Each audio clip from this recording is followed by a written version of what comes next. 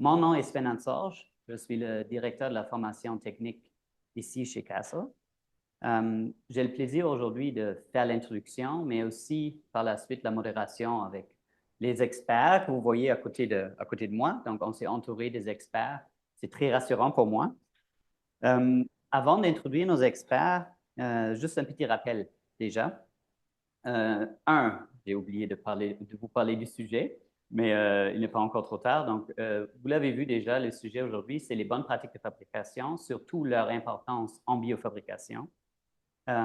Et je vais essayer d'avancer mes diapos qui ne fonctionnent pas encore. Donc, on va juste attendre quelques secondes. Soyez patient avec nous pour ce début. Maintenant, ça fonctionne, c'est magnifique. Merci, merci. Ça prend un village pour organiser un webinaire, je peux vous dire. Alors, un petit rappel. Si vous restez avec nous pour toute la durée du webinaire, ça c'est la première condition. Et la deuxième condition, c'est que nous, on croit beaucoup à la participation active lors de nos formations. Donc, on voudrait que vous interagissiez avec nous lors de la période des questions à la toute fin. Nous avons un webinaire pour vous d'environ 60 minutes aujourd'hui. Si vous êtes là pendant toute la durée, vous aurez la chance de gagner ou 1 heure de consultation gratuite avec SAP Consult, Stéphanie ici de SAP. Je vais t'introduire dans quelques secondes. Ou alors, vous avez la chance de gagner une formation gratuite avec Castle très tôt en 2025. Les dates sont encore à publier. Nous allons passer à l'ordre du jour dans quelques instants. Je vais le laisser ici parce que je vais tout d'abord présenter nos experts. Donc, premièrement, Barbara Charles, bonjour. Bonjour. Formatrice en biofabrication chez Castle. Beaucoup d'expérience en pharmaceutique. Ça fait quelques mois maintenant que tu es avec nous, je pense plus que 6 mois. Est-ce que... Oui, un peu plus que 6 mois. C'est incroyable. Et tu es très passionné pour la formation, on va revenir là-dessus Oui. tout à l'heure, et aussi très passionné pour les bonnes pratiques de fabrication. Effectivement. Quel hasard, le sujet du jour. Deuxièmement, Stéphanie, bonjour. Bonjour. Stéphanie Peka, fondatrice et PDG de SAP Consult. J'ai regardé sur ton profil plus que 25 ans d'expérience en pharma. Déjà. Et dans 20 ans dans des rôles axés sur la qualité. J'ai très hâte d'échanger avec toi et avec vous tous parce que tu as logiquement énormément d'expertise en BPF avec des défis et sans doute des histoires à raconter. Plein. Et merci encore avec la période des vacances qui s'en vient pour le petit cadeau que tu offres aux participants. Et finalement, troisièmement, Frank Vanier. Bonjour. Oui, bonjour. Vice-président opérations techniques chez Hypermaps. Frank, ça fait plus que 30 ans que tu es en industrie déjà. Oui, je sais, je suis là. Beaucoup de monde qui te connaissent. Tu as occupé divers rôles dans l'industrie au Québec et au Canada. Je pense qu'on peut dire que tu as contribué d'une manière significative au secteur. J'ai vraiment hâte de t'entendre sur tes apprentissages et aussi que tu partages tes anecdotes, quelques anecdotes avec nous un peu plus tard. Donc, encore une fois, merci à nos experts. On va revenir vers vous avec quelques instants. Vous voyez ici à l'écran l'ordre du jour. Donc, ce qu'on voudrait faire, c'est de vraiment dédier la majorité des 60 minutes qu'on a aujourd'hui avec vous pour une discussion plénière. Et on va ouvrir avec 2 courtes présentations. Moi, je vais commencer dans quelques instants.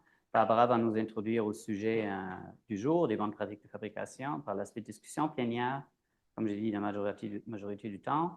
Et par la suite, notez-vous vos questions, s'il vous plaît, parce qu'on voudrait interagir avec vous et répondre. Peut-être on ne trouvera pas toutes les réponses, mais en tout cas, ça, c'est clairement le cas pour moi. Mais nos experts vont sans doute vous trouver toutes les réponses à vos questions. Je vais juste faire un petit check. Est-ce que j'ai oublié des choses majeures? Équipe technique derrière moi? Non? Parfait. Merci beaucoup. Ça me permet d'ouvrir avec une première courte présentation concernant le secteur biopharmaceutique et la biofabrication. Vous voyez ici sur la diapo plusieurs types de biopharmaceutiques, plusieurs produits d'une complexité différente. Maintenant, chaque produit, en fonction de sa structure et de ses caractéristiques, a son procédé. Donc, il y a une multitude de différents procédés en biofabrication qui, par contre, contrairement à des petites molécules que vous voyez tout en bas à gauche sur la diapo, donc ça c'est un exemple, Tylenol ou acétaminophène, il y a non seulement des différences entre les produits biopharmaceutiques, mais surtout des similarités. Et ces similarités sont, premièrement, on utilise toujours quelque part pour fabriquer des produits biopharmaceutiques des systèmes vivants, des organismes vivants pour les fabriquer. C'est aussi vrai pour des produits qui sont un peu plus nouveaux, les vaccins ARN messager ou plus généralement parlant des thérapeutiques ARN messager, parce qu'il y a énormément de potentiel associé à cette technologie, qui sont fabriqués peut-être un peu plus simplement quand on regarde l'utilisation des systèmes vivants pour les fabriquer. Les systèmes les plus complexes ou les produits les plus complexes qu'on connaît à date dans le secteur biopharmaceutique, c'est fort probablement, comme je le mentionne ici sur la diapo, des cellules ou des thérapies cellulaires. À cause de la taille et aussi à cause parfois, je dirais, du manque de compréhension encore de ces produits, c'est beaucoup plus complexe que des petites molécules, par exemple. Le deuxième point que tous ces produits ont en commun, c'est qu'ils ont un grand impact sur les patients. Vous allez nous entendre plusieurs fois revenir sur les patients aujourd'hui. Donc, les biopharmaceutiques en général nous permettent de soigner, de traiter des maladies qu'avant le développement, on n'était pas capable de soigner. Maintenant, la grande question, comment est-ce qu'on fabrique ces différents types de biothérapeutiques? On voudrait juste vous montrer, avec le peu de temps qu'on a ici dans l'introduction, deux exemples. Premièrement, vous voyez ici un procédé générique pour la fabrication d'un type de produits biopharmaceutiques, des anticorps monoclonaux. Donc, nous avons premièrement des procédés en amont. On utilise des cellules pour synthétiser ces produits. Par la suite, on passe à la récolte. Et dans les procédés en aval, on a plusieurs étapes de procédés qui servent à purifier le produit fini. Et l'étape qui est primordiale pour avoir des produits à livrer à des patients en pharmacie ou à l'hôpital, c'est l'étape de finition et remplissage. Je voudrais la souligner ici parce qu'elle est critique à plusieurs niveaux. On va y revenir un peu plus tard, contrôle de la contamination, etc.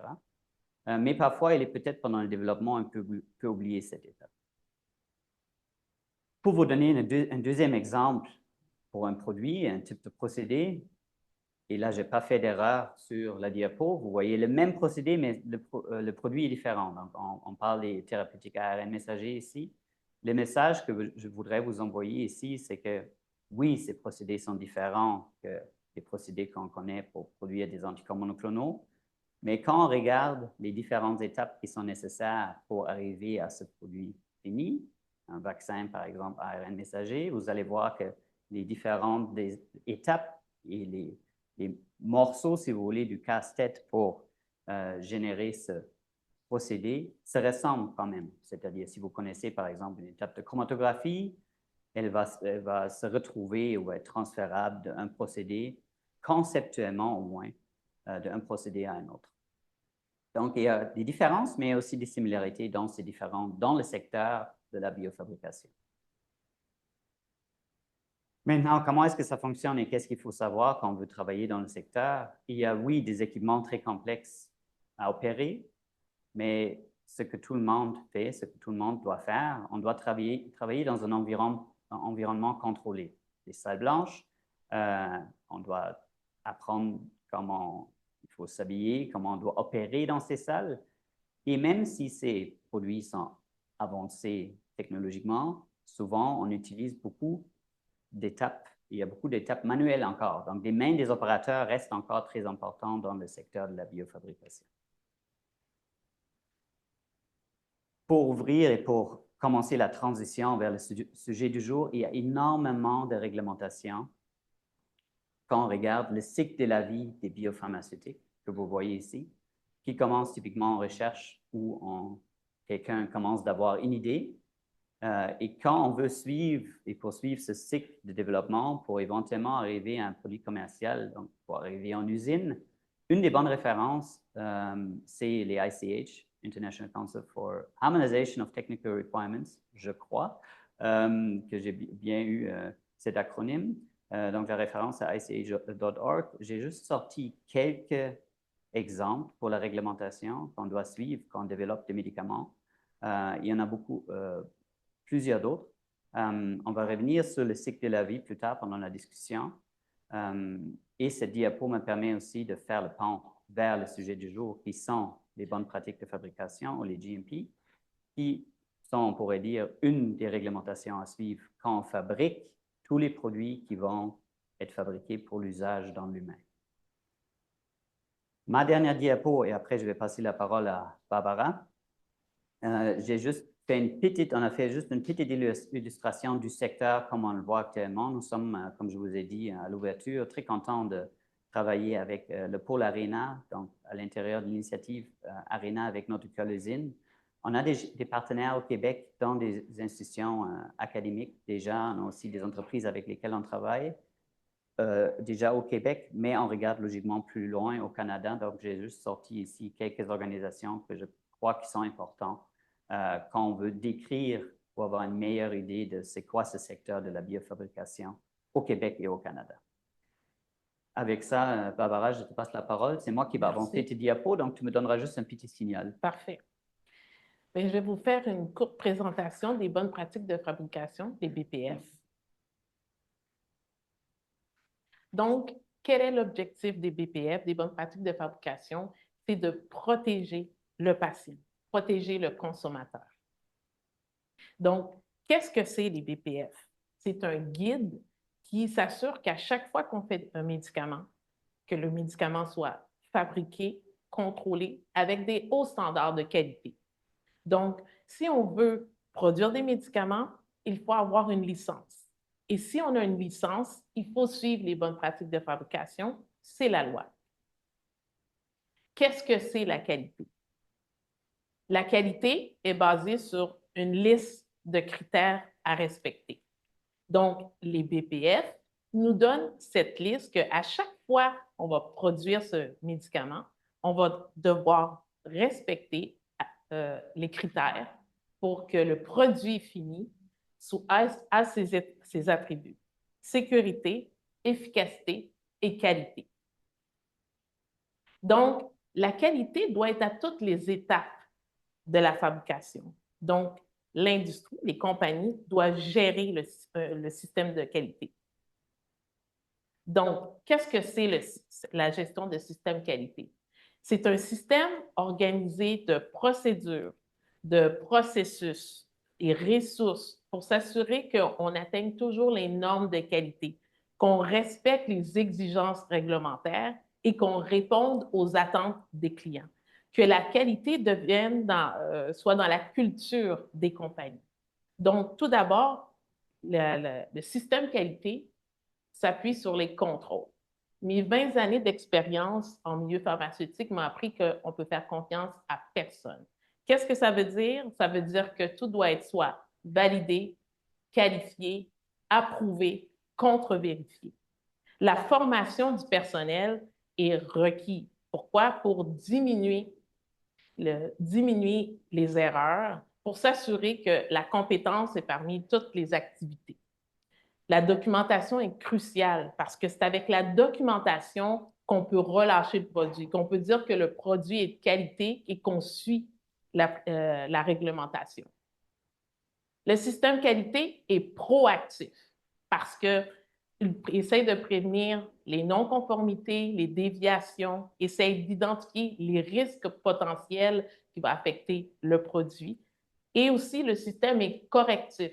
Pourquoi? Parce qu'on essaie de corriger les erreurs qui peuvent être récurrentes. C'est un système qui est vivant parce qu'on est toujours en mode amélioration continue pour améliorer notre performance. Donc, les BPF, c'est un système. Ce n'est pas seulement appliqué sur la production. Ça commence bien au-delà et ça continue par la suite. Donc, les BPF doivent être suivis depuis déjà les essais cliniques jusqu'à temps que le produit soit sur le marché. Encore là, le produit est contrôlé à travers les études de stabilité, les revues annuelles de produits et toutes les plaintes doivent être investigués. Donc, les BPF, en plus, doivent être suivis dans d'autres processus, comme par exemple le transport, l'emballage, l'étiquetage, les ententes de qualité qu'on doit avoir avec les autres fournisseurs, les équipements qui doivent être validés. Donc, vous voyez que les BPF, c'est vraiment un système. Donc, vous pouvez avoir la meilleure technologie pour fabriquer des médicaments, mais si votre médicament il est contaminé, vous ne pouvez pas le relâcher. Donc, il faut avoir un contrôle au niveau de la contamination. Mais avant d'entamer ce sujet, j'aimerais vous poser une question. Quelles sont les mesures ou les actions à prendre, à mettre en place pour contrôler la contamination dans l'industrie pharmaceutique? Vous allez voir la question sur l'écran et je vous donne quelques secondes pour répondre. Et je vais dire pendant que vous avez du temps pour répondre à la question via la fonction chat, n'est-ce pas? Non? Dans le Zoom? Que nous, on fait apparemment travailler très fort nos traducteurs simultanés. Donc, on doit faire un effort de parler plus lentement. OK. On va faire attention à ça pendant la discussion plénière. Parfait. Est-ce qu'on a quelques réponses?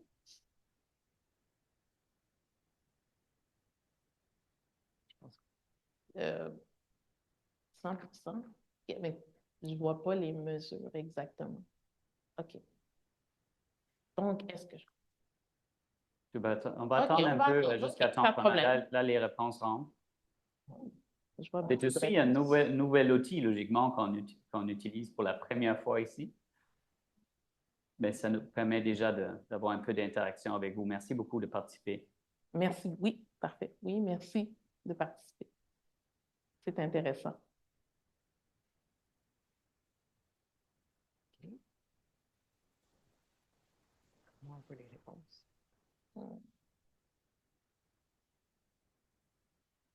On va bientôt avoir les réponses.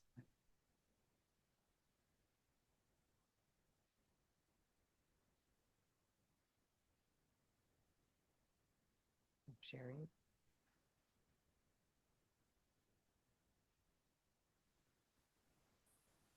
Je vois que les participants participent. On a eu 10 réponses, c'est ça qu'on a vu. Oui.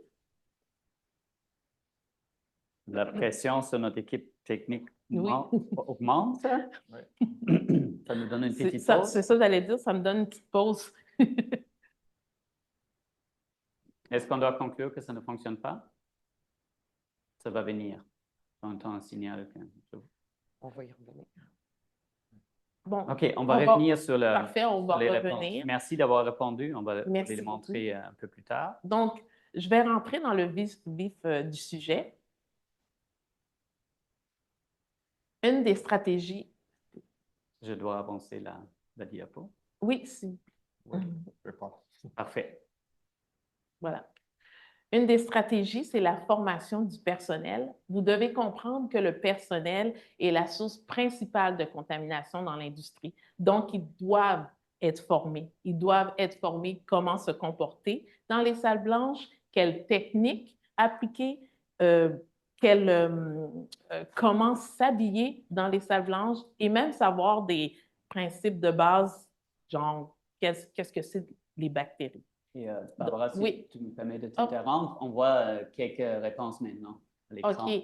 Donc, tu pourras peut-être lire ceux qui te parlent le plus. Vérification, oui. Oui, effectivement, qu'on doit suivre le guide de nettoyage, la formation du personnel que justement je suis en train de parler, parfois la désinfection, effectivement. Oui, le contrôle, justement, avoir un contrôle de la circulation du matériel entrant. Encore une fois, le nettoyage qui revient. Délimiter les zones de production, oui. Moi, j'aime beaucoup suivre les bonnes pratiques de fabrication. Oui, c'est sûr, suivre les bonnes pratiques, effectivement. Merci. Désolé pour le petit délai d'avoir partagé et parlé de ces réponses, mais merci d'avoir participé. Merci beaucoup. Donc, comme je disais, une des premières stratégies qu'il faut mettre en place, c'est la formation du personnel. Ensuite, il y a la surveillance environnementale, où ce que le contrôle environnemental est important parce que ça va nous donner des informations importantes sur l'efficacité des stratégies qu'on met en place pour contrer la contamination. La manière qu'on va construire les salles propres, les installations, est importante parce qu'on veut minimiser la contamination. Donc, ici, j'ai donné un petit exemple. L'aire de production, elle ressemble un peu comme une plure d'oignon, où ce que le grade A, c'est là où ce que le produit est ouvert, est exposé. Donc, c'est sûr qu'au niveau du grade A, on va mettre plus de contrôle et de mesures pour que le produit reste stérile. On n'aura pas le choix de nettoyer, toujours nettoyer. Donc, on doit avoir un bon programme de nettoyage et de désinfection pour vraiment éliminer ou diminuer du moins la contamination. Et on n'aura pas le choix aussi qu'avant même de commencer la fabrication, de tester les matières premières, l'eau, pour s'assurer que dès le départ, que tout est conforme et aussi, à la fin, on va tester le produit fini pour s'assurer qu'il ne soit pas contaminé. Donc, le système de contrôle de la contamination, il faut appliquer toutes ces stratégies-là avant, pendant et après la fabrication. Et maintenant, on a une nouvelle réglementation qui a été implantée au Canada en 2024, cette année, qu'on appelle l'annexe 1, stratégie globale des contrôles de la contamination pour les produits stériles. Les produits stériles. Au fond, rapidement, je vais dire que maintenant, les compagnies doivent s'assurer d'avoir un document qui décrit les évaluations de risque de toutes les stratégies qui sont mises en place pour contrer la contamination. Donc, je sais que les bonnes pratiques de fabrication, c'est complexe. Il y a beaucoup de règles, beaucoup de contrôles, mais il ne faut jamais oublier pourquoi, la raison. Mais ça, c'est pour les patients. Puis qui est les patients? Bien, c'est moi, vous, notre famille. Donc, les BPF, c'est important parce qu'ils ils aident, ils nous protègent. Donc, merci. Je passe la parole à Sven. Merci beaucoup, Barbara. Merci. Avec ça, je voudrais plus formellement, en fait, par quelques questions que j'ai pour vous, Frank et Stéphanie, introduire nos experts. Et je voudrais commencer avec toi, Frank. Alors, Frank, j'ai mentionné au tout début, tu as eu plusieurs rôles en biofabrication. Actuellement, tu travailles pour une compagnie qui développe des produits biopharmaceutiques. Donc, j'aimerais que tu nous partages pourquoi, à ton avis, c'est pertinent de bien comprendre les bonnes pratiques de fabrication, même en phase de développement, c'est-à-dire avant de démarrer la biofabrication activement. Oui, mais je pense que ça va un peu plus loin que juste la bonne pratique de fabrication. C'est tous les aspects réglementaires qu'on doit prendre en tête. Mais bien sûr, le webinaire, c'est sur la bonne pratique de fabrication. Mais si on commence à développer un produit et on ne pense pas à l'avenir, on risque de faire des choses qu'on regrette plus tard, qu'on n'incorpore pas. Donc c'est important de comprendre un procédé dans un contexte bonne pratique de fabrication, ça a l'air de quoi? Qu'on ne va pas développer quelque chose qui ne matche pas avec un environnement plus industriel. En gros, ce que tu dis, quand on pense à la diapo du cycle de la vie, il faut regarder minimalement quelques étapes plus loin. Moi, je suis un ingénieur de procédé à la base. Donc, moi, je dis toujours, commence avec la fin. Donc, regarde qu'est-ce que tu veux avoir. Bien sûr, pas en détail, mais après ça, tu peux reculer et commencer de bâtir le chemin vers ton cible finale. Et ça inclut beaucoup des aspects réglementaires et aussi, bien sûr, le BPF à un moment donné. Parfait. Parce que même si on ne fait ça pas à l'intérieur, on va le transférer peut-être vers une compagnie qui fait ça sur contrat et on doit comprendre ça a l'air quoi. Parfait. Merci beaucoup, Frank. Stéphanie, tu l'as mentionné, on se connaît depuis un petit moment. je sais que tu offres des services, plein de services avec SAP et ton équipe. Tu pourrais en parler un tout petit peu. Mais ce que je voudrais surtout comprendre un peu plus, et aussi le public qui est avec nous aujourd'hui, je sais que tu es très, très passionné pour la qualité et aussi pour la formation. Donc, peut-être tu peux nous partager un peu ton parcours et comment cette passion, tu l'as découverte ou tu l'as développée. Moi, je travaille dans l'industrie, comme tu disais tout à l'heure, merci Sven, depuis plus de 25 ans. J'ai commencé dans un laboratoire à faire des tests d'études cliniques pour ensuite m'en aller en industrie, m'en aller professeur à l'université et devenir consultante éventuellement.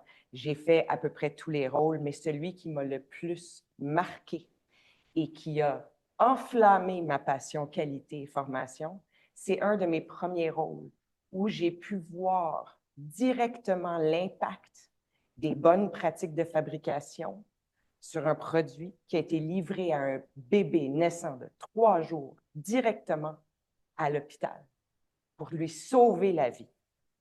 Et de voir ça arriver, de faire partie de cette expérience-là, ça a tout lancé pour moi. Donc, depuis ce temps, tu le prends personnellement. Donc, Absolument. quand on montre des patients ici, ou un schéma des patients sur le diapo, ça te parle et tu penses Absolument. entre autres à ça. Puis, en bâtissant ma carrière, en apprenant des choses, en formant les gens, j'aime pouvoir transmettre ce désir de faire le bien, mais aussi d'apprendre pour mieux se comprendre, mieux se développer et mieux prospérer aussi dans sa carrière. Parfait, merci beaucoup. Tu n'as pas parlé des services. Pourrais-tu nous donner un exemple des services que vous offrez chez SAP? Certainement. On fait, bon, de la formation, bien entendu, mais on fait de la gestion de risque, la mise en place de systèmes qualité, du leadership intérimaire. On fait de l'intelligence artificielle aussi, de la gouvernance de données. Donc, on est vraiment dans la totalité du cycle de vie d'un produit à partir du développement jusqu'à sa discontinuation. Super, très bien. Tu as vu que je me suis pris en note parce que ça me donne plein de points à discuter dans la prochaine section qui est notre discussion plénière. Je pense qu'on est quand même assez bon dans le temps, c'est parfait. Donc, on a préparé quelques sujets pour vous. Pour vous, mes 3 experts aujourd'hui. Le premier sujet, c'est la qualité et les rôles et les responsabilités dans un système qualité en pharmaceutique, en biopharmaceutique, mais en pharmaceutique en général. Donc, je vais ouvrir en disant que moi, j'ai passé à travers de plusieurs compagnies, j'ai vu ce que j'appelle des cultures qualité différentes. Et parfois, il y a un peu une culture de police qui s'installe, et pour ne pas donner un département qui représente cette police, souvent c'est l'assurance qualité. C'est pas partout comme ça, mais il y a quelques organisations où c'est peut-être même encore aujourd'hui encore comme ça. Donc, la question avec laquelle je voudrais ouvrir pour vous, et je vais d'abord poser la question à toi, Stéphanie, justement, c'est que qui est responsable pour la qualité? Mais la qualité, il faut comprendre que c'est fabriqué, c'est pas ajouté. Et comme la qualité est fabriquée, tout le monde rentre dans le processus de fabrication d'une manière ou d'une autre. Donc, la qualité, c'est l'affaire de tout le monde. Tu es d'accord avec ça, Barbara? Je vois que tu... Oui, tout à fait. Souvent, avec mon expérience, les gens qui ne sont pas sur le plancher directement, en contact direct avec le produit, pensent qu'ils n'ont pas d'impact sur la qualité parce qu'ils sont très loin. Et souvent, je leur répète, non, vous avez un impact, vous avez une importance sur le produit fini. Donc, votre travail, comme le jargon doit être fait comme bon du premier coup, qui va faire que la qualité va être dans le produit fini. Donc, oui, effectivement, comme c'est Alors, tout le monde est responsable. Tout le monde est responsable. Tout le monde y contribue aussi. Tout le monde contribue. Frank. Oui. Premièrement, est-ce que tu es en accord avec ce qui a été dit? Ben oui, bien sûr, parce que, comme Stéphanie a dit, le BPF, ce n'est pas quelque chose à part. Right? On a un procédé et on suit ce procédé, mais dans le procédé, on suit le BPF. Ce n'est pas comme le matin, on suit le BPF et l'après-midi, on fait le procédé. Ils sont reliés, les deux. Donc, ça doit être intégré. Et comme je disais aussi tantôt, on doit déjà penser à de choses comme ça. Mais bien sûr, je suis totalement d'accord à cette raison-là que tout le monde est responsable de qualité parce que tout le monde est responsable de son travail. Donc, Oui. ouais, absolument. Parfait, merci beaucoup. Je sais que tu as une anecdote, Frank. On ne va pas y aller tout de suite. On va garder ça pour la fin s'il y en a encore du temps pour ça. Parce que je sens, et on a déjà mentionné plusieurs fois, qu'un sujet qui est important de couvrir, je voudrais avoir assez de temps pour ça, c'est le cycle de la vie des médicaments, justement. On l'avait sur une des diapos. Donc, Frank, je vais poursuivre avec toi parce que je n'ai pas regardé en détail qui est sur la ligne, mais j'ai entendu de l'équipe qui a plusieurs dizaines de personnes et je suis certain qu'il y a des personnes ou des organisations qui sont en ce moment en train de développer des idées vers la clinique ou sont dans la clinique et développent leurs idées ou leurs produits vers la commercialisation. Je voudrais commencer relativement tôt dans le cercle du cycle de la vie, si vous voulez, Frank, parce qu'une des choses dont je voudrais parler avec toi, et en préparation, on a eu une petite discussion à ce sujet, c'est recherche et développement. Et les différences entre recherche et développement. Parce que souvent, on dit R&D, et c'est comme si tout était la même sauce, le spaghetti, mais il y a quand même des différences. Donc, pour toi, comment est-ce que tu distingues les deux, en fait, les deux étapes? Oui. Parce que souvent, quand on parle de recherche, on parle de notre molécule, on regarde c'est quoi l'effet thérapeutique que la molécule a. Bien sûr, très important, mais on ne doit pas oublier des autres aspects. C'est comme je disais, c'est le PPF qui vient plus tard, mais quand même aussi, on doit développer un procédé qui a d'allure. Et c'est ça le développement. On a une molécule qui fonctionne dans le DHP3, mais maintenant, on doit le développer vers un vrai produit. Parce qu'au début, on n'a pas vraiment un produit. On commence avec une idée, peut-être un prototype, mais on doit développer ça, faire un produit. Et comme tu as dit dans un de tes diapos, il y a un procédé autour de ça et le procédé a beaucoup d'influence sur le produit. Donc, on doit encadrer le procédé. C'est ça le développement. Donc, on regarde les autres attributs de notre produit que l'effet thérapeutique. On regarde c'est quoi la stabilité, est-ce qu'il y a une immunogénicité. Oui ou non, ça peut être bon ou mauvais, dépendant de notre produit. Mais bien sûr, on doit connaître notre produit, mais on doit le développer plus loin que juste l'interaction thérapeutique. Et c'est peut-être cette phase de développement qui est parfois un peu sous-estimée. Oui, et aussi on doit penser ça au début, parce que si on ne regarde pas, si on peut le fabriquer, on n'a pas un produit. Donc, on peut aller très loin avec une molécule qui est faible, qui n'a peut-être pas la stabilité qu'on a besoin. Et à un moment donné, on s'est rendu compte, hey, ça ne marche pas dans le contexte de fabrication. C'est pour ça que c'est important, même dans le screening, déjà, de regarder certains aspects de fabrication. Manufacturability, Oui. c'est quoi en français? Je ne sais pas. Mais est-ce que le produit est fabricable? Oui. À peu près, oui, mais Ouais. c'est ça. On vous remercie beaucoup, Mais les traducteurs simultanés. Oui, c'est juste un exemple, mais la stabilité, c'est un autre. Et tu montrais aussi le guideline de ICH. Donc, dans le guideline 4, le développement de produits pharmaceutiques, on parle aussi de ça, de regarder c'est quoi les attributs de qualité qu'on doit trouver dans notre produit.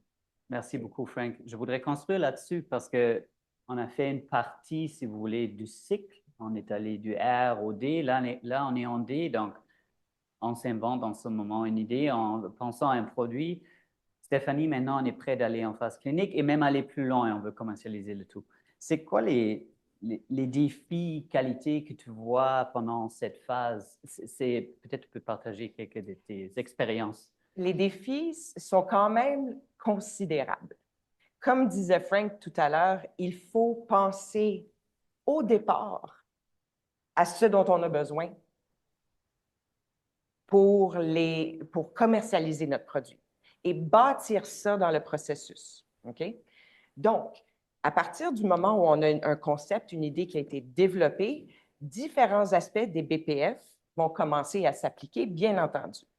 Et donc, il faut bâtir ça dans notre processus. C'est sûr que si on pense à ça seulement à la fin, il est trop tard. On ne peut pas rétrospectivement appliquer les BPF. Et là, on va perdre du temps. Exactement. Au Canada, les BPF doivent être 100% appliqués à partir de la phase 3 clinique. OK? Par contre, à partir de la phase 1 et de la phase 2, donc les plus petites études cherchant à démontrer autre chose, il y a quand même des requis qui s'appliquent en termes d'équipement, en termes de calibration, de qualification et surtout de documentation. Merci beaucoup. Donc, en gros, tu dis, on ne peut pas faire ça n'importe comment. Exactement. Barbara, contrôle de la contamination, c'est notre prochain sujet. Oui. Je sais que tu tiens ça à cœur, on l'a vu tout à l'heure sur la diapo. Donc, tu nous as parlé des éléments importants et merci encore au public d'avoir participé avec vos réponses. Là, il est vendredi matin, c'est le 13 décembre. S'il y a juste une chose à retenir par rapport au contrôle de la contamination, avec quoi est-ce que tu veux que les gens nous quittent plus tard après ce webinaire? Je veux dire que 80% de la contamination dans l'industrie vient du personnel. Donc, je crois que la formation doit vraiment être intensifiée au niveau du contrôle de la contamination. Pourquoi? Parce que, au fond, on est devant, les opérateurs est devant un, si je peux m'exprimer, danger, qui est les micro-organismes qu'ils ne voient pas. On ne peut pas voir les micro-organismes ou les petites particules. Donc, le fait qu'ils ne peuvent pas voir la contamination, les micro-organismes, ils ne comprennent pas vraiment l'importance ou ils ne prennent pas en conscience de comment vraiment agir dans les salles pour diminuer la contamination. Donc, le défi, c'est toujours de visualiser un peu le danger pour qu'ils comprennent et prennent conscience de comment agir dans les aires de production pour pas propager la contamination ou augmenter la contamination. Le fait que c'est invisible, bien, une personne qui est dans la salle de remplissage, bien, il voit juste des fioles puis des liquides. Ils ne comprennent pas qu'en arrière de ça, il y a un danger. Ou une personne qui nettoie une salle propre, bien, il voit juste une boîte blanche qui a l'air propre. Donc, ce que tu dis, conscientiser oui, tout le monde en continu par rapport aux dangers potentiels invisibles. Oui, effectivement. Merci beaucoup. Stéphanie, on l'a mentionné sur une des diapos, le fameux annexe 1. Oui. C'est un sujet chaud en ce moment. Je suis allé voir et il me semble j'ai bien trouvé ça. C'est à la base, c'est un petit document de 59 pages qui fait beaucoup de vagues, comme ton téléphone fait aussi quelques vagues ici dans la salle, il n'y a pas de problème. C'est ça le fun, c'est le plaisir en direct. Donc, vous partagez le plaisir avec nous. Donc, l'annexe 1, c'est un sujet chaud. Peux-tu nous parler de quoi qui préoccupe tellement de monde maintenant, juste avec les 59 pages? Bien, tu veux dire, à part les chaussettes dédiées pour la fabrication? Tu nous parles des chaussettes, oui. Si tu veux. Écoute, l'annexe 1, le guide 119, c'est un ensemble de clarifications, si tu veux, de comment appliquer les bonnes pratiques dans un environnement stérile et de comment gérer le risque dans un environnement stérile. Mm-hmm. Ce qui ressort de plus en plus, c'est vraiment la tolérance c'est tolérance zéro. Zéro pour la contamination. OK? Donc, le guide 119, l'annexe 1, propose beaucoup de manières de minimiser ce risque, ou en fait impose beaucoup de manières pour minimiser ce risque. Mais je dirais que le plus gros défi dans l'industrie en ce moment, de ce que je vois, c'est vraiment le flux unidirectionnel de matériel séparé du flux unidirectionnel de personnel. Parce qu'on s'entend que la majorité des entreprises et des usines n'ont pas été dessinées comme ça au départ. Okay? Il y a des solutions pour ça, mais c'est un énorme défi, surtout pour les plus petites usines ou justement dans le cas de la biofabrication, qui est un procédé différent de faire de la petite molécule. Donc, c'est vraiment, je crois, ce qui est le plus gros défi en ce moment. Merci beaucoup. Donc, comment est-ce qu'on peut s'adapter avec Exact. ce qu'on a pour quand même rester conforme? Exactement. Parfait, merci beaucoup.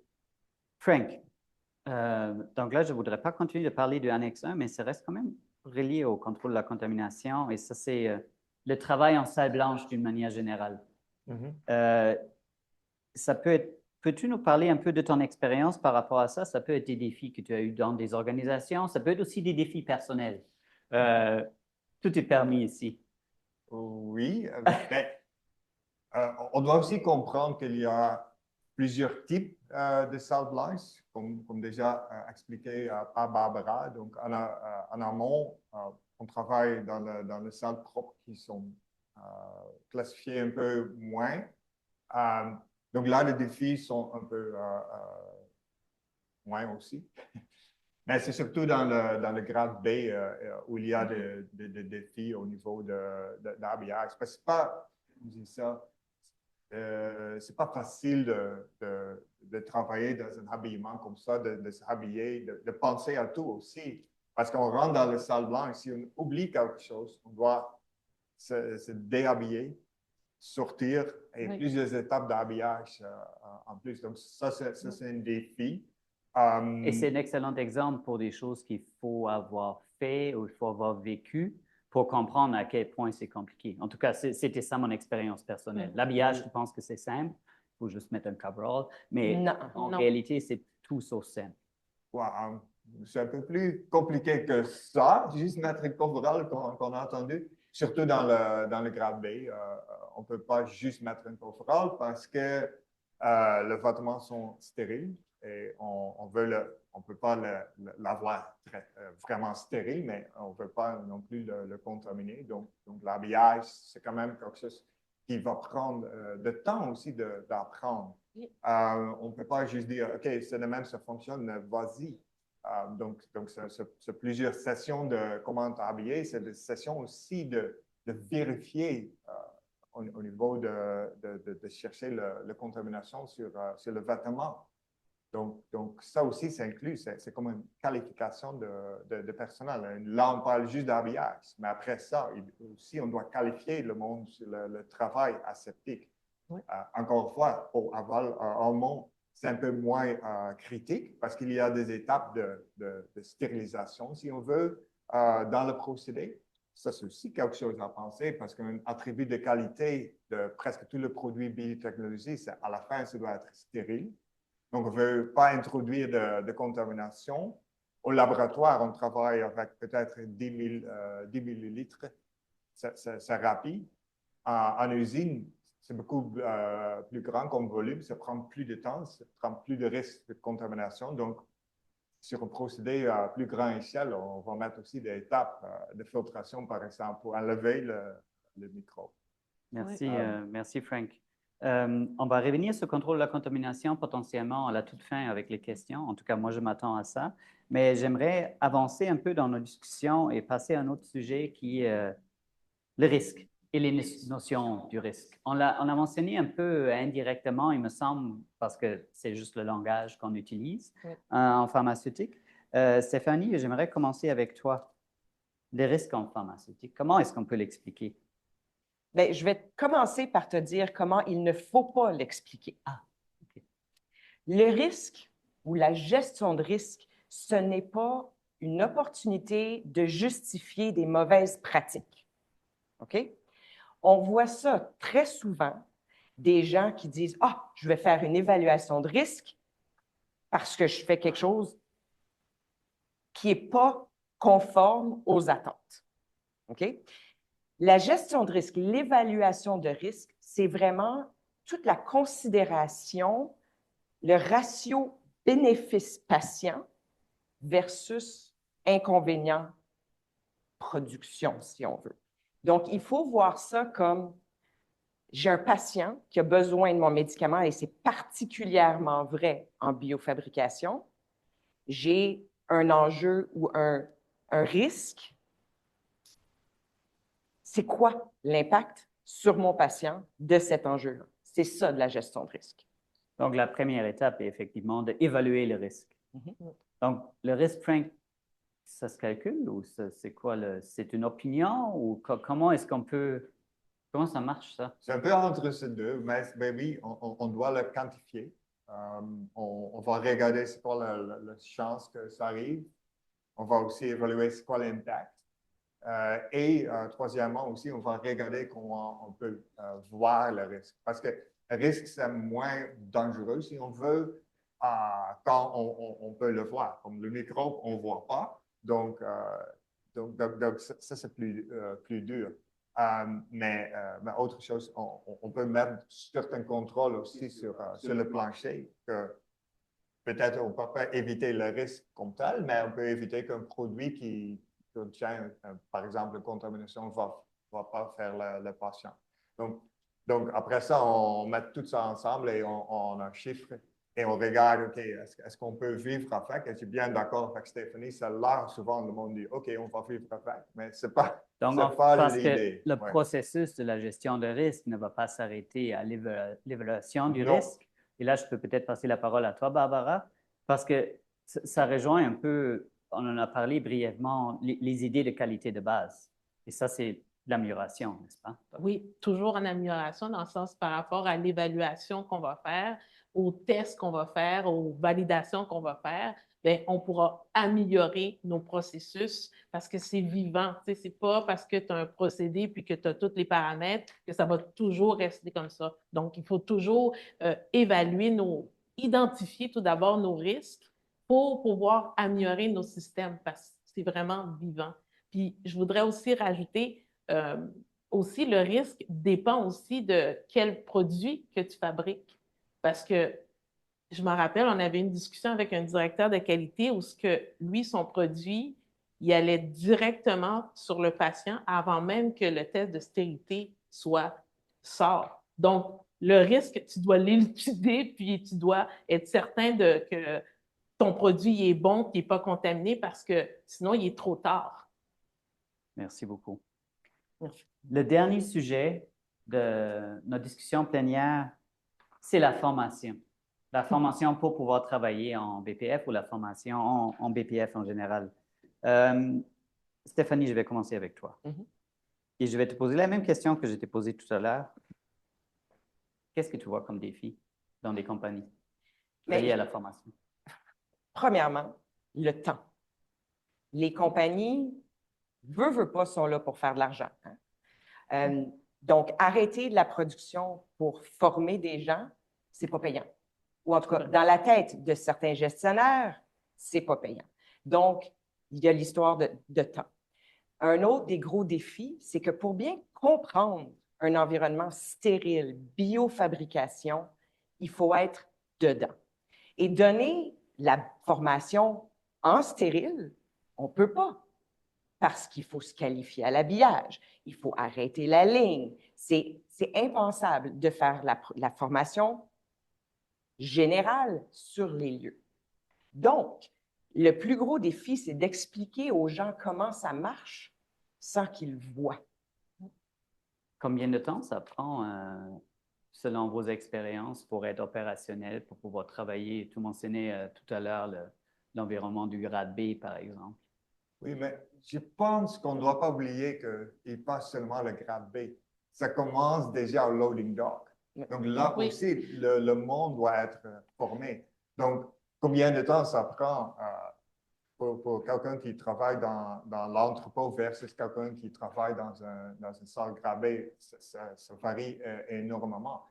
Mais on commence avec une formation de base. Donc, juste pour être capable de circuler dans une salle blanche, encore rien touché, ça prend 2 mois de formation. Oui. Et après, on doit aussi former sur le procédé. Encore une fois, dépendant de la complexité du procédé, ça peut prendre aussi quelques mois. Donc, moi, je disais toujours autour de 6 mois au moins pour que quelqu'un devienne un peu plus applicable. Je ne suis pas encore là, je suis jamais là. Et Stéphanie et Barbara, peut-être à vous deux, c'est quoi les solutions pour ça? C'est quoi les solutions pour ça? Pardon, vous m'avez fait le rappel que je dois parler plus fort. comment est-ce qu'on peut accélérer ou mieux équiper le personnel en biofabrication? Bien, déjà de base, dans la formation, ils nous apprennent pour la formation comment faire les transferts de connaissances. La meilleure manière de faire, c'est par la pratique. Donc, c'est vraiment la meilleure manière. C'est-à-dire pas nécessairement comme juste en ligne, pas juste théorie. Il faut que les gens mettent leur main dedans et se pratiquent. Donc, comme disait Stéphanie, c'est un grand défi parce que il faut être dedans, il faut être dans la salle et on ne peut pas arrêter nécessairement les productions pour se pratiquer. Mais là, il faut trouver des moyens ingénieux pour peut-être recréer l'environnement industriel, l'environnement pour pouvoir vraiment se pratiquer. Parce que quand tu te pratiques, là, tu comprends mieux dans ta tête comment ça fonctionne. Et tu as plus conscience de qu'est-ce qu'il faut faire, qu'est-ce qu'il ne faut pas faire. Donc, oui. Et juste avant ma dernière question de cette discussion plénière qui va aller à Stéphanie, oui. Il y a peut-être des choses que vous pourriez découvrir en regardant notre site web de Castle parce qu'on fait ces webinaires quand même en direct du centre de formation de Castle, donc on travaille activement là-dessus. Mais je sais, Stéphanie, qu'indépendamment de où on le fait, tu as fait des bonnes expériences, tu as des bons exemples pour des formations pratiques que tu as vues dans le passé. Absolument. Moi, j'ai donné des formations sur les techniques de nettoyage avec des paillettes puis des lumières UV puis tout ça. On fait ce qu'on peut quand on n'est pas dans l'environnement. Oui. Ceci étant dit, la meilleure expérience que j'ai eue de toute ma carrière, ça a été ma première job, où je suis passée en entrevue. Déjà, les questions qu'on me posait, ça paraissait que j'étais juste allée à l'université, que je n'avais jamais mis les pieds dans un laboratoire. Ça t'avait marqué? Ça m'a beaucoup marqué. Et quand je suis arrivée à l'emploi, je n'ai jamais vu ça ailleurs en 25 ans. Je passais les 2 premières semaines dans un laboratoire de pratique où on nous apprenait les bonnes pratiques de laboratoire, les bonnes pratiques documentaires, les SOP, etc. Donc, mes 2 premières semaines, c'était de l'immersion totale et c'est la meilleure façon d'apprendre. Après 2 semaines, on était efficace au laboratoire. Donc, en gros, tu fais référence à, je le dis avec mes mots, utiliser, si possible, un environnement simulé pour Exactement. être plus près de, pour comprendre, de la vraie vie. Pour comprendre oui. Ce qu'on fait. Oui. Parfait. Mais merci beaucoup. Ça termine notre discussion plénière, mais ce n'est pas terminé encore pour nous parce que maintenant, on a bien hâte d'avoir et recevoir vos questions. Je vois qu'il y a des questions en préparation qu'on va essayer de pouvoir lire sur l'écran. Oh! Celle-là, je l'aime bien. Donc, la question, c'est à quel rythme est-ce que le personnel devrait se faire former? Une fois par année, est-ce que c'est assez? Non. Non. Oui, non. si ça prend 55 jours. Moi j'aime toujours poser la question en formation chez Castle. Bon. Pourquoi? Donc, vous dites non? Non. Pourquoi non? Oui, parce qu'il ne faut pas se concentrer juste quand l'employé arrive à la compagnie pour former. La formation, c'est en continu, c'est continuel. S'adapter aux nouvelles situations, nouvelles technologies, à la nouvelle réglementation. Donc, la formation est tout le temps continue. C'est vivant. Merci beaucoup. Oh. Donc, je vais lire la question, je vais peut-être la résumer. C'est une question en lien avec l'automatisation dans les procédés de biofabrication. Effectivement, on en a de plus en plus. Donc, c'est quoi l'impact de l'automatisation, spécialement en ce qui trait à la gestion des risques de contamination et au contrôle de la qualité? Est-ce qu'on a un volontaire dans notre groupe? Je peux commencer. Oui. Bien sûr, l'automatisation a certains avantages parce que si ça fonctionne bien, ça fait toujours le même job. Mais c'est là le truc aussi qu'on doit s'assurer que ça fait un bon job, l'automatisation. Et ça veut dire aussi qu'on doit le valider. Et valider un système électronique, ce n'est pas facile. C'est beaucoup de travail. On voit déjà la réaction ici de Stéphanie. Mais quelquefois, ça vaut la peine. Et là aussi, on peut faire une analyse des risques. Est-ce que ça vaut la peine? Mais pas sous-estimer la validation de l'automatisation. Et surtout dans la gestion de risques, on ne peut pas tout automatiser non plus. Donc ce n'est pas une solution. Ça fait partie de nos outils, mais ce n'est pas nécessairement la solution. Parfait. Merci beaucoup. Stéphanie, voudrais-tu parler pendant 30 secondes du défi de valider le système électronique? Seigneur Dieu du bon Parce que Dieu. J'ai vu. Valider un système informatique, un système électronique, ça veut dire beaucoup, beaucoup, beaucoup de choses. Et c'est une des raisons pour lesquelles il y a aussi peu d'automatisation dans le domaine en ce moment. Ça commence surtout au niveau des logiciels, mais au niveau des équipements, il faut être capable de démontrer que toutes les données sont inaltérables, sont conservées, ils sont reproductibles. Donc, c'est un travail assez monstrueux. Personne n'aime se faire ça. Merci beaucoup. Est-ce qu'on a encore une autre question? Tu voulais faire un commentaire, Frank? Ou, Oui, je voulais juste dire aussi qu'il y a des logiciels qui se vendent comme nous sommes conformes au BPF, mais tu dois quand même faire le travail toi-même en plus. Donc, tu vas acheter un logiciel qui est validable, mais pas encore validé.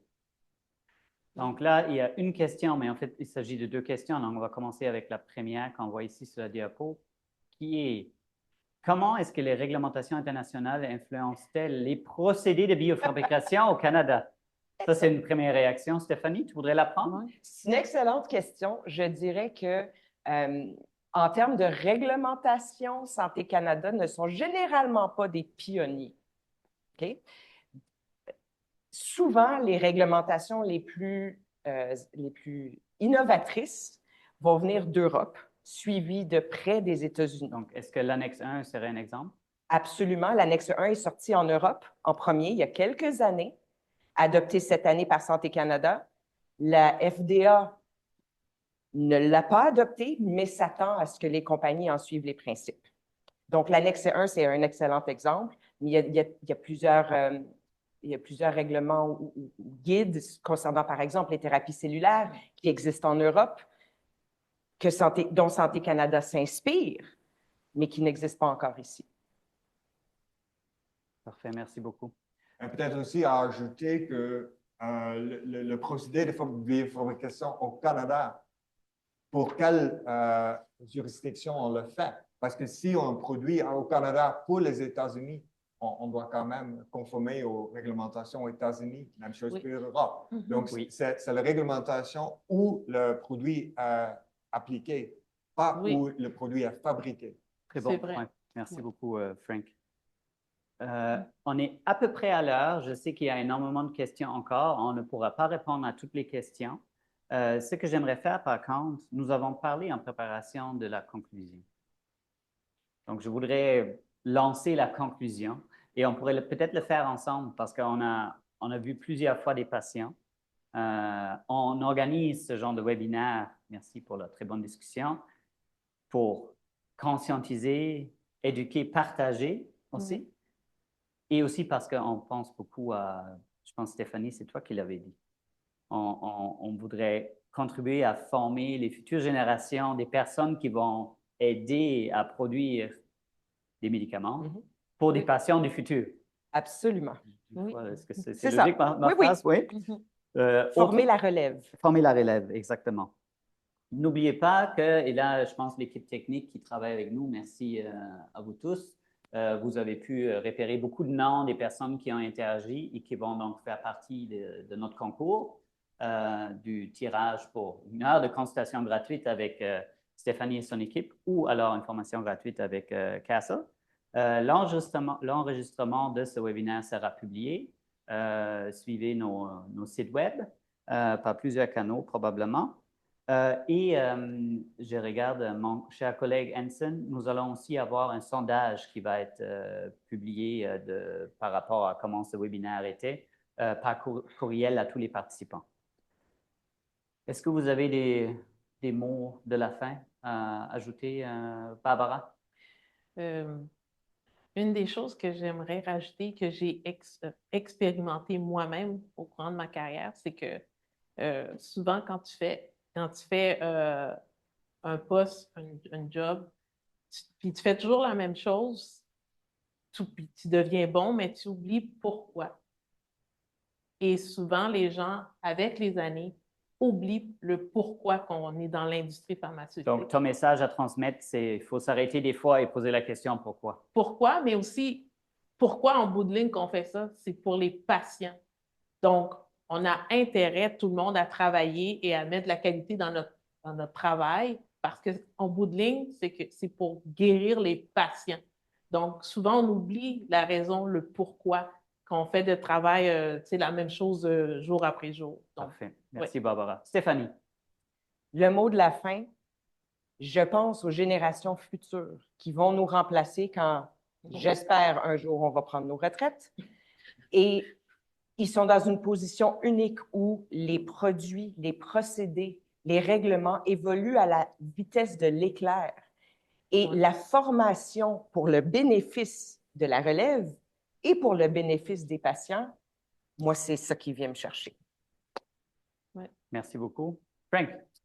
Peut-être je peux réitérer mon message de tantôt avec mon chapeau biofabrication. Nous sommes à la fin, mais c'est là où on doit commencer. Donc, pense aux patients, pense qu'est-ce que vous voulez donner aux patients, mais aussi pense à la procédé à la fin et commence de faire ce chemin merveilleux vers traiter un patient parce que ça, c'est vraiment, nous sommes tous, je pense, dans le domaine pour ça. Et voir ton produit qui aide un patient, ça, c'est incroyable. Merci beaucoup. Donc, merci à tout le monde d'avoir participé. Ça clôture ce webinaire et à la prochaine. Au revoir. Au revoir. À la prochaine. À la prochaine.